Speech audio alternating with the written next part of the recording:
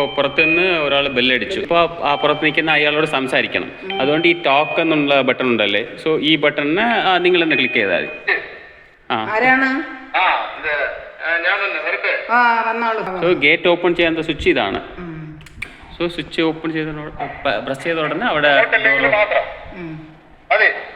മതി. പിന്നെ ഒന്നുകൂടെ പ്രസ് ചെയ്താൽ മതി. ഇത് അവിടെ നിൽക്കും. ഇപ്പോൾ ഒരാൾ തന്നെയല്ല വരാനുള്ളത് അകത്ത്.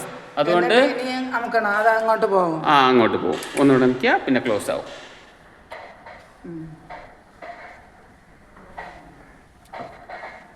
അത് ബെല്ലല്ല, നിങ്ങൾക്ക് ഇപ്പൊ അടുക്കളയിൽ നിൽക്കുകയാണ്, ഇവിടെ നിൽക്കുന്നത്.